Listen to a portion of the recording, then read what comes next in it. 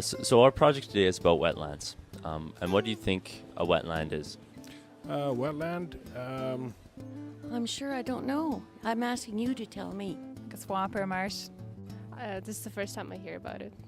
Wetlands, marshes, ponds, Lakes and bogs. any place where you get waterfalls. The lower areas where water collects from rainwater, snow melt. Ducks and Probably an environment where there's lots of water and wildlife around that water.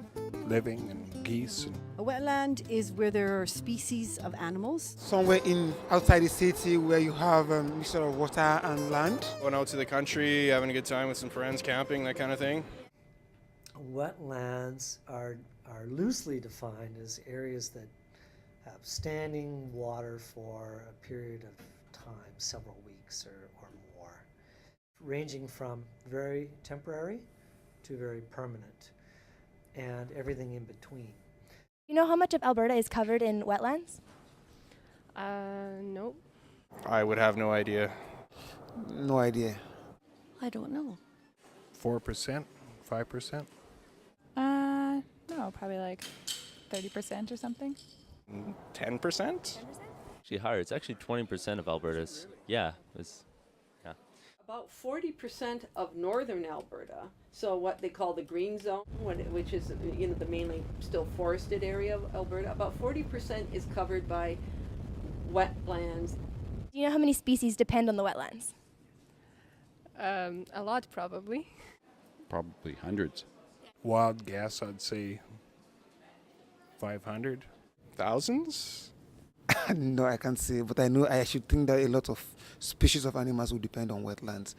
Oh, there must be quite a few. I wouldn't guess. I'm afraid there are too many. There are many species that are completely dependent on wetlands in some parts of their life cycle. That's why they're important for a lot of animals and plants, and that they cannot exist without them. They are certainly one of the most productive ecosystems on the planet. And this is because they have lots of nutrients, they have lots of light, access to light, they're often warm, and so you get very high production. I actually sit on a committee that looks at it, that does the status of of endangered species in Alberta.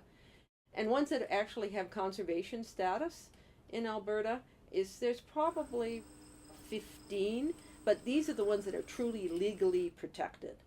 In terms of things that are viewed as of conservation concern in Alberta, there are probably, of wetland related species, probably more like 50, I would bet.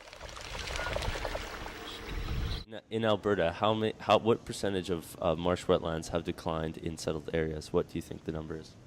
20%? I can't really answer that. I'm not quite sure. I'd say 50%. It's actually 64% of the wetlands have disappeared. The most important issue for wetlands right now in Alberta is continued loss of wetlands.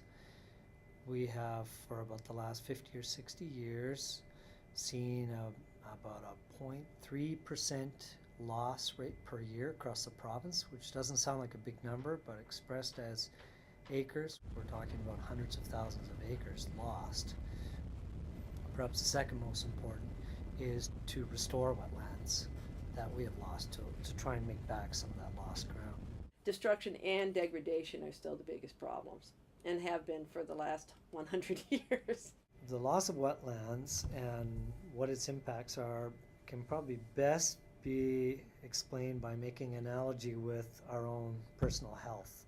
You can live with one kidney, you can live with impaired function of your liver, and that would be an equivalent to having reduced some of the wetland capacity of a watershed or landscape's function.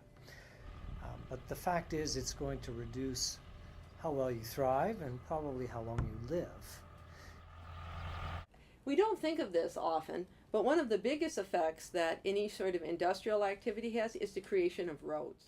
The creation of roads hugely affects areas, because if you put a road in, you have access to the area by people for hunting, fishing, whatever. You put a road in, invasive species can travel up that road. You put a road in, you fragment the habitat. So in some cases, you can have a larger effect by putting in that road than you can say by taking out the trees and logging it.